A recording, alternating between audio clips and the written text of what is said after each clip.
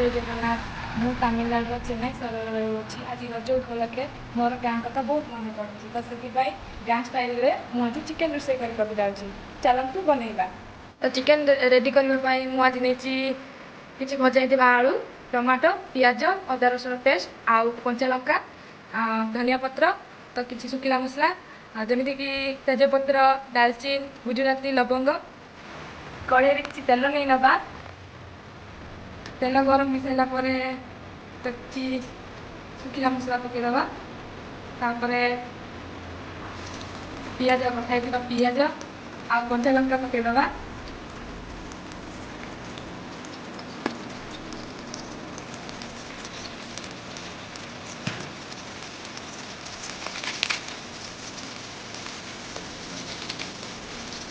ସ୍ୱାଦ ବଢ଼ିବା ପାଇଁ କିଛି କୁଟା ଜିରା। ପିଆଜ ହାଲକା ଲାଲ ହେବା ପର୍ଯ୍ୟନ୍ତ ତାକୁ ଭଲସେ ଭାଜିଦେବା। ଦେଖିପାରୁଥିବେ ଏବେ ପିଆଜ ହାଲକା ଲାଲ ହେଇଆସୁଛି। ଏବେ ଆମେ ଅଦା ରସୁଣ ପେଷ୍ଟ ଦେବା।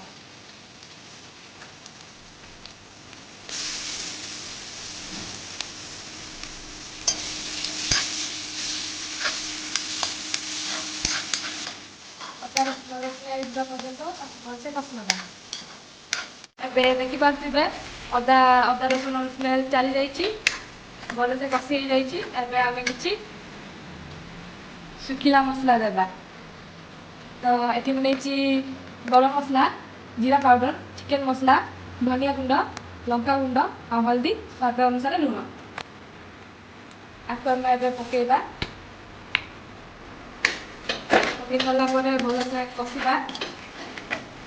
ଅଧା କେଜି ଚିକେନ୍କୁ ଲୁଣ, ହଳଦୀ, ତେଲ ଗୋଳେଇକି ରଖିଦେଇଥିଲି, ତ ଆକୁ ଏବେ ମୁଁ ପକାଇ ଦେଉଛି। ପକାଇ ସାରିଲା ପରେ ମସଲା ସହିତ ଭଲସେ ଗୋଳେଇ ନେବା। ଚିକେନ୍ ପକାଇବା ପୂର୍ବରୁ ଗ୍ୟାସ୍ର ଫ୍ଲେମ୍ ସବୁବେଳେ ହାଇ ରଖିବା। ହାଇ ଫ୍ଲେମ୍ରେ ଚିକେନ୍କୁ କଷିଲେ ଚିକେନ୍ ଖାଇବା ଲାଗି ଭଲ ଲାଗେ, ଗରମ ହୁଏନି। ଏବେ ଦେଖିପାରୁଥିବେ 2 ମିନିଟ୍ ହାଇ ଫ୍ଲେମ୍ରେ କଷିଲା ପରେ ଚିକେନ୍ ଗୋଟା ଗୋଟା ହେଇ ରହିଛି, ଖୋଲିନି। ତ ଏବେ ଆମେ ସେଥିରେ ଟମାଟୋ ପକାଇବା। ଦୁଇଟା କଟା ହେଇଥିବା ଟମାଟୋ ସେଥିରେ ପକାଇ ଦେଇଛି। ତ ଏବେ ଆମେ ତାକୁ ଭଲସେ କଷି ନେବା। ଏବେ ଆମେ ଭଜା ହେଇଥିବା ଆଳୁ ପକାଇଦେବା। ତାପରେ କିଛି ସମୟ ଗୋଳେଇକି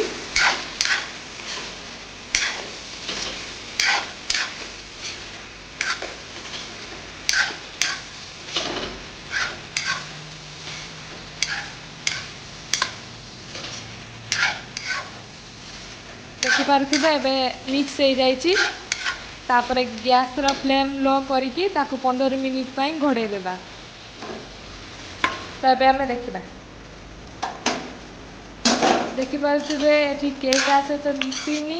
ଏବେ ମିଡ଼ିୟମ୍ ଫ୍ଲେମ୍ରେ ଭଲସେ କଷି ନେବା।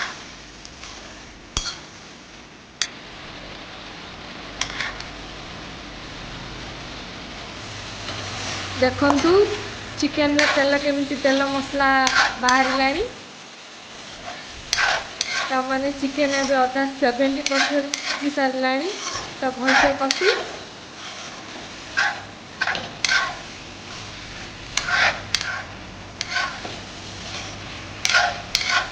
ଭଲସେ କଷି ତାପରେ ଆମେ ପାଣି ଦେବା।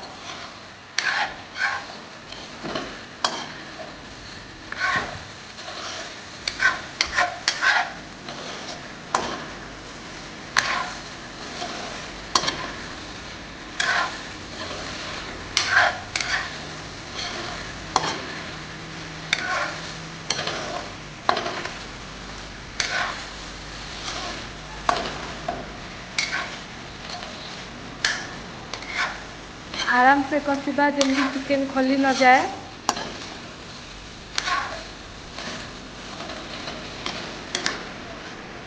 ଦେଖନ୍ତୁ ଏବେ ଚିକେନ୍ ଭଲସେ କଷି ହେଇସାରିଛି। ତ ଏବେ ଆମେ ପାଣି ଦେବା।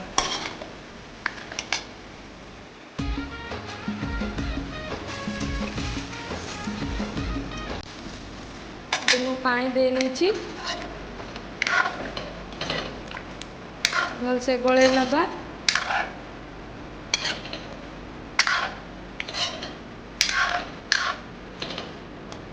भलसे गोले नहीं तापर आमे किसी समय पाई घोड़े छाड़ीदेवा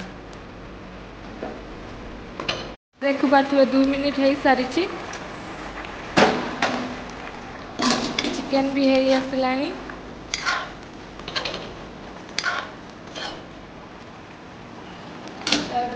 कटा धनिया पत्र आम देदेबा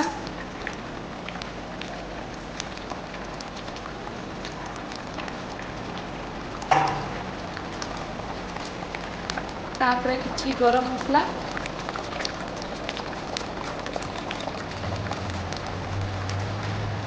तापर आम भलसे गोले नबा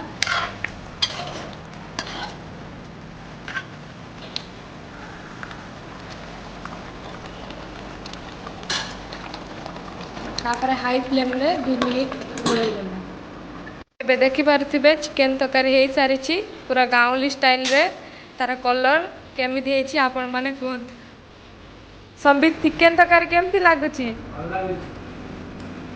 केमती लगुच